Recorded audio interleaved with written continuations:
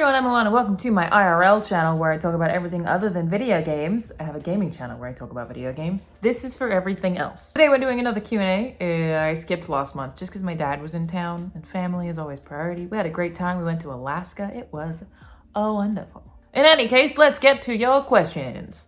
Mary Bruff asked, and I'm really glad that I got this question because I was going to make a whole video about this, but I'm so limited in what I'm allowed to say right now that it would probably just be frustrating more than anything. Question is, as someone who's been working out for some time, I am always curious of others' schedules. Are you still going to gym? And if so, how much? Do you have a current split? I love what you do, go. Thank you, Mary.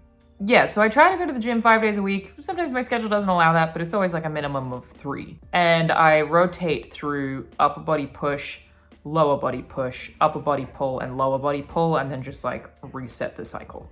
And right now I'm dealing with something that's actually pretty difficult, which is I have to maintain a weight that is heavier than I'm used to. Frankly, I need to gain more weight. I'm already heavier than like my standard, and I probably need to gain another 10 pounds. And it's very hard. I can't talk about why yet. I'm just saying it's for a role. When I can tell you all what it is, it will make sense to you. But, you know, talking to a professional about this stuff of like needing to gain weight and really wanting to do it without ruining any of my cardiovascular progress or without eating badly, because I don't want to like just be unhealthy and gain weight. That's like, I don't want to do that to my body. So I'm still doing cardio every day because that is good for my heart and my lungs and really helps with my asthma. And I'm not just like eating a bunch of food that's gonna like clog my arteries. I'm still trying to eat healthy. And the professionals that I've been speaking to with this like need that I have to gain weight and my very strict determination to do it healthily is ultimately just, I just have to eat all the time. They just want me to eat just so often, to the extent that I would think that it's impossible to intake any more calories. Like, it's nuts. I've never been a person that's had a very big appetite. I can definitely get very lazy and just want to sit on the couch and play video games. But I'm not a person who like needs to eat a lot. I've never been that way. I can often forget to eat is a bigger problem that I have. Or I'm like too busy to eat, so I just have a coffee instead or whatever. Like, that is my bigger problem. Trying to gain the weight that I'm supposed to, I just don't think I can anymore. I lost weight this week by accident. I'm like effectively at a point where I just don't know if I can do it. It's really tough. And again, I do have a professionals. I'm obviously asking for advice to try and help me on this as much as I can. But yeah, it's a surprisingly difficult journey. I have a lot more sympathy for people who are severely underweight trying to gain weight if they just don't have the appetite for it. But yeah, I mean, I love going to the gym. It's been a staple of my life for probably the last like 10 years, maybe? It makes me very happy. It's one of the only places in the world where I'm not thinking about work, which is very nice. It really I find it very meditative. So I really, really like going to the gym. And my split has been the same for a really long time too, because the way that I do that split, the upper body, lower body, push, pull, just makes it really easy because I can just vary exercises depending on what gym equipment is currently available. So I don't like have a list of like, do this exact thing today, because if a bench isn't available or the right dumbbell isn't available, it doesn't matter. I just swap to the next thing that would be like a pulling motion or a pushing motion. So I'm a really big fan of that, and it works really well for me and it keeps me motivated because I just really enjoy it. But yeah, trying to gain weight and stay like fit, it's difficult. I've definitely noticed that my arms are bigger in a way that's like kind of nice. Biggest downside is probably that a number of my pairs of shorts don't fit. Thankfully it's getting cooler, so I won't need to wear shorts. Just wearing a lot of skirts right now. But yeah, it's tough, it's interesting. I look forward to being able to talk about it a bit more at length when I get to talk about what the thing is. It's mostly exciting, but I do feel like I'm gonna fail to hit the target, unfortunately. I will do my best to do what is required of me without like hating my life, ultimately. It's a challenge. Sean Bello asked, do you still have to vote in Australian elections? I do. For any of you who didn't know, voting is compulsory in Australia. You actually get a fine if you don't vote. Because I'm an Australian citizen and actually still legally classified as an Australian resident, despite the fact that I've lived in the US for 7 years, I'm still legally classified, like in my international documents, as an Australian resident. Not that that matters, the citizenship is the big one. Yeah, I have to mail in vote in Australian elections. And it can be tough because a lot of the time it's very hard for me to keep up with Australian politics. because I don't live there and they don't directly impact me, it can like really go over your head. Ominous. I'm sure I said that wrong. Would love to know a bit about your makeup routine. It always looks so lovely. Thank you. I don't have one. I'm currently not wearing any makeup at all. Nothing anywhere. It's makeup free. And even my eyebrow tattoo has completely faded. I did have permanent makeup on my eyebrows, but it's gone now, so even that's gone. So I don't really wear a lot of makeup. And I would say I definitely don't have a routine, because if I do wear makeup, there's nothing that I do that's standard or consistent. I would say the biggest thing that I do if I'm going to put makeup on is fill my eyebrows in.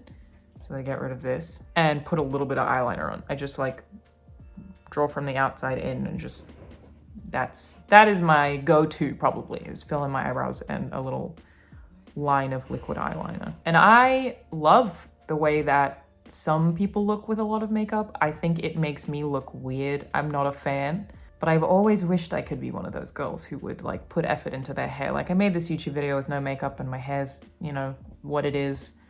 I didn't tone it so it's half orange at the top because I wish I had it in me to care more about my appearance and be one of those people who just like looks beautiful every day and has like gorgeous, smooth, shiny, curly hair or whatever and beautiful makeup. I feel like I see girls who look like that and I'm like, oh, it's so pretty. I wish I could do it because I think it looks cool and it must feel very nice, but I just can't justify the time. Like I just can't do it. I'm very like pro makeup. I like watching makeup videos. I think it's really fun and creative, but so many other things take priority to me. Like I don't even blow dry my hair. I don't style it. I just let it air dry however the fuck it wants to. And I know that it could be a lot nicer if I did a lot more to it. There's just something about my personality that I just can't. I don't know. It's a bummer. I wish I cared.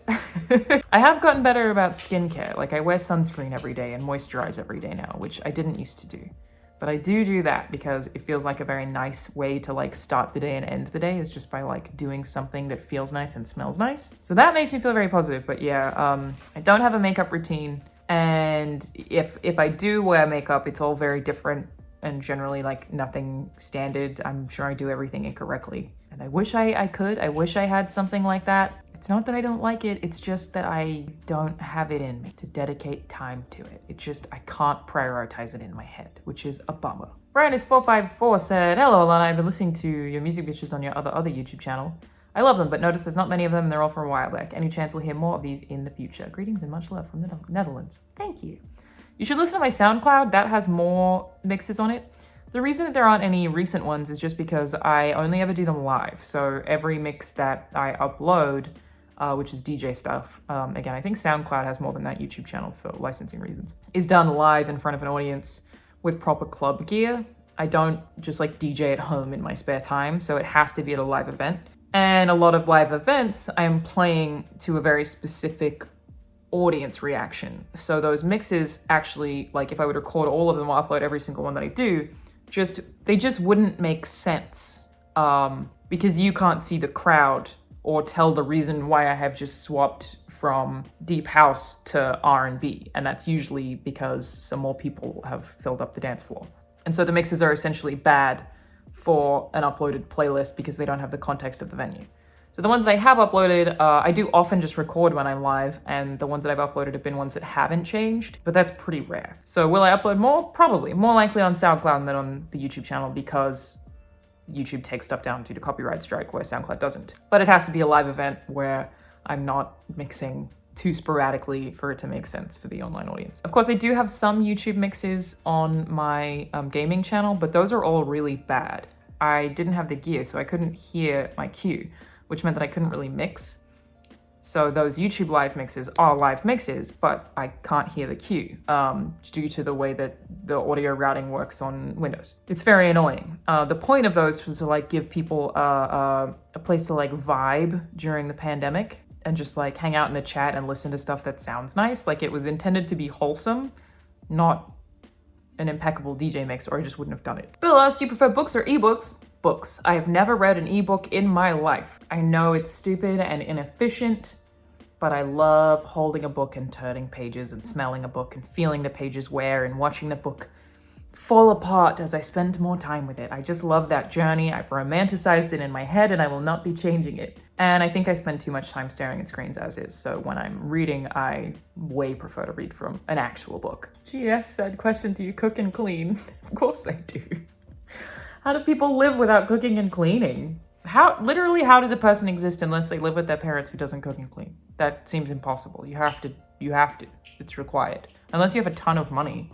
So for 23 hours, why was Idiots in Abroad cancelled? Obviously, I've already spoken about this on this channel, but I think some people still don't realize that it's cancelled, so I'm happy to talk about it for a tiny bit longer.